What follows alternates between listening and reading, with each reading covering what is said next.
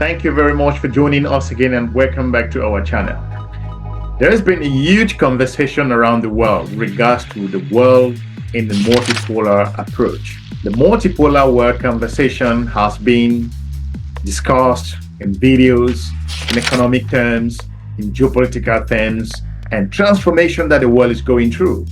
We all have seen how African countries are making choices that were not usual. They were considered not normal. But I think that is the new normal. If you consider what South Africa is doing, the country of Egypt is doing, Algeria, what they are doing, India, how it's engaged in Africa, the countries of the Sahel have decided to make their own decision. So we got caught up with this multipolar issue. You hear about the weakening of the dollar, our countries, the de-dollarization, a number of conversations about what multipolar world is all about in a whole lot of other areas. I have a video here to play for you on how the Russian foreign minister dived into the multipolar conversation like never before seen. And there was a beautiful question that came from a journalist at the United Nations. This journalist asked a proper question and it was answered in a proper way. Let's take a listen and we will come back in the conversation. Thank you very much, Mr. Minister. It's always nice to see you in this room. All of the journalists greatly appreciate it. You say that there must be a new world order that is multipolar. You say it is already happening. What role do you see for the United States in the new world order?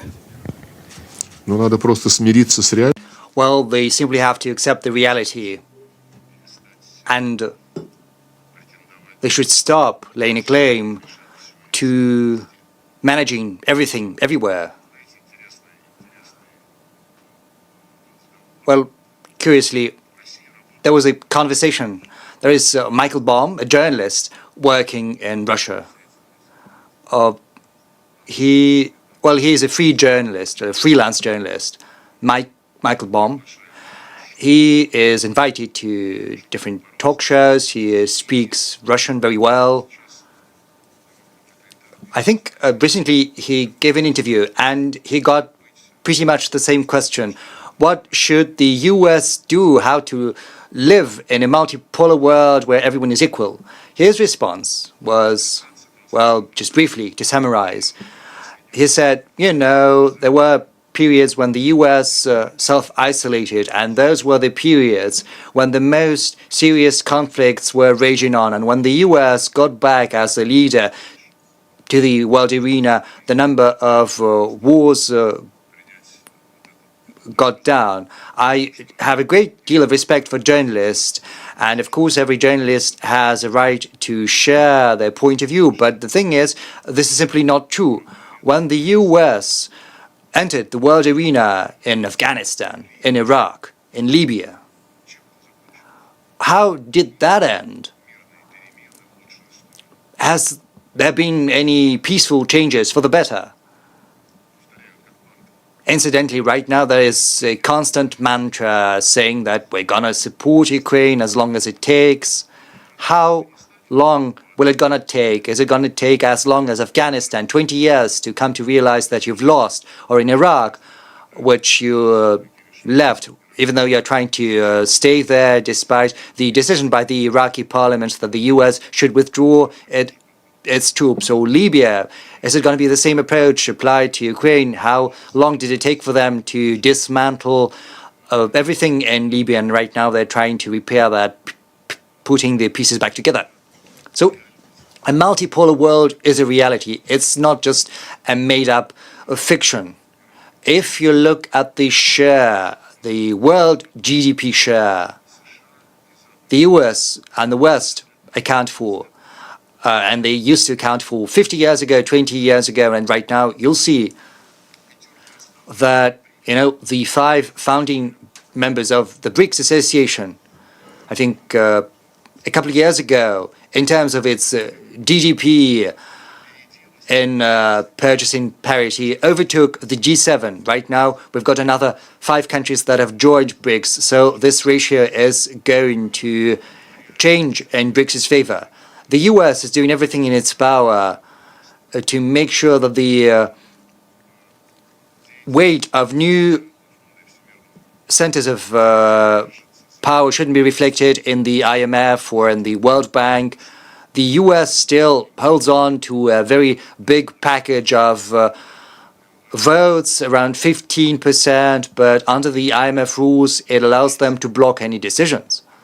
Even though if we're to get it squarely, all of that quotas, all of those votes should have been redistributed, and this is something we are insisting upon, and this is the issue we're going to bring up during the Kazan summit of BRICS in October this year. The same goes for the WTO. In the past, it was promoted by everyone as the best regulator, the just regulator of the world trade. Once China started to overtake the US in terms of its competitive edge, thanks to the development of its economy based on the principles of globalization, even though these principles is something the US had come up with some time ago.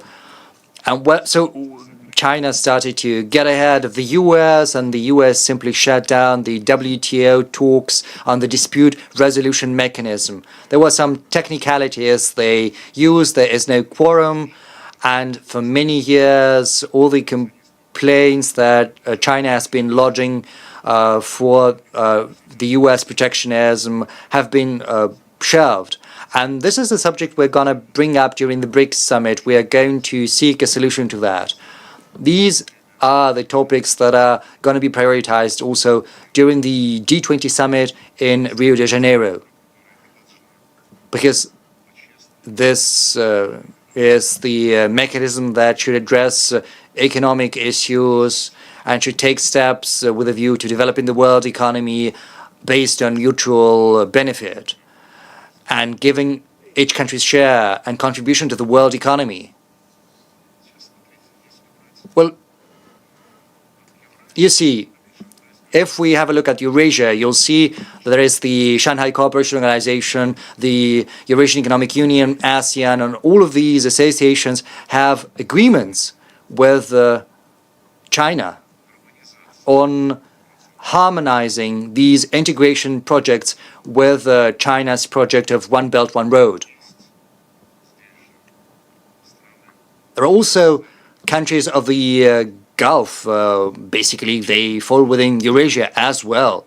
And when all of these countries are fostering ties between one another, they are basically weaving the fabric for future Eurasian integration cooperation based on relative advantages provided by God for the development of this space, which is so richly endowed with natural resources, which is so important from the point of view of world logistics, and we advocate these processes very energetically.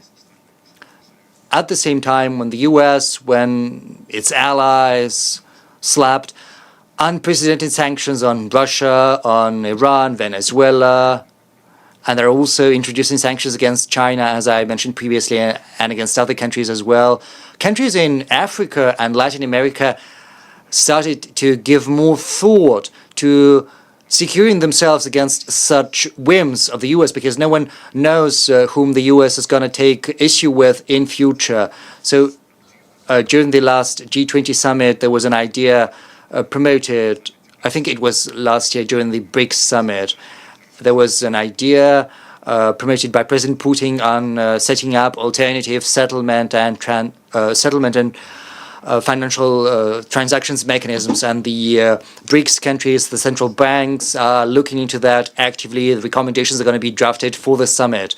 And within the framework of CELAC, President Lula has also floated the idea of moving towards a single currency. Everyone is trying to protect themselves. Just recently, Saudi Arabia said, well, you know, there's been a leak that they think that right now, when the US and the collective West are trying to take away Russia's money, to steal Russia's money.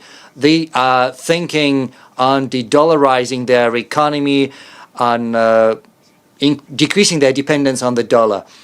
And de-dollarization is happening. You know, you mentioned President Trump, and he said that it was suicidal. But it's the US that's at the origin of this de-dollarization process.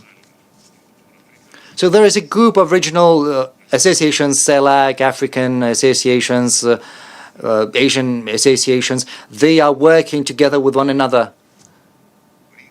And certainly at the global level, BRICS has every chance to turn into a harmonizer for similar processes across different regions where the countries of the world majority are represented. And of course there's the G20 that I've mentioned, and within the G20 the world majority is gonna continue talking to the West, provided that the West is willing to have a frank conversation. There's also the UN, where every country is represented and everyone needs to talk to one another. Yesterday, the Foreign Minister of Hungary, Mr. Szijjártó, spoke on the subject, and he said, I've always been convinced that the UN has been established for everyone to talk to everyone, but so far, this is not the case. The West has decided that the UN has been established to bolster its arrogant claims to world hegemony. I think at a certain point in time, the US comes to realize that it's better to be part of a constructive process rather than going around other countries using the sanctions truncheon, trying to make everyone to dance to their tune. And you know, the tune constantly is changing every 4 years. Everyone is trying to get accustomed to that, to adapt, but it's difficult given the internal political specifics of the US. Please, известия. Like the Russian foreign minister has pointed out, the US currently is going through a huge transition.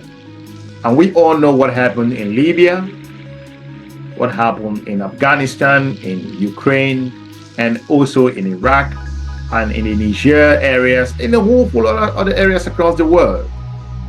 And this shift is affecting the way that the geopolitical environment, especially in the economic view. If you look at the current BRICS advancement and also expansion, it's growing. You have different countries that have joined BRICS from the original members, which were Brazil, Russia, China, and also South Africa. You've seen other countries like Iran, Algeria, Ethiopia, and a number of other countries have expressed interest, and the group has grown. So these conversations, sometimes the mainstream media will not want you to know what the transitions are and things happening.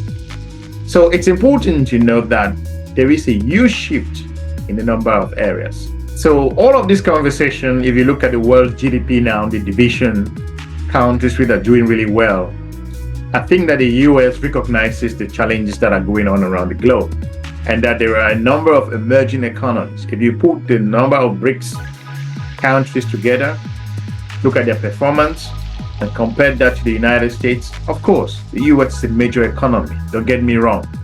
But like I said, the Russian foreign minister has dived into this to give his own perspective, and we all know how things are rapidly changing around the world. So the US should come to terms with the changes that are happening around the world, and hopefully that the future president, whether it's former President Donald Trump or Kamala Harris, Vice President, whoever becomes the leader in the United States, should pay attention on this issue, that the world is changing, that the multipolar world, things are never going to be the same again. We want to thank you for watching. Keep the conversation going. Let us know what you think with regards to the multipolar conversation and why the world is moving so rapidly and what the US should do about it, and why African nations have also decided to choose their own partners. For now, we are looking forward to meeting you in our next episode. Have a good day. Bye-bye.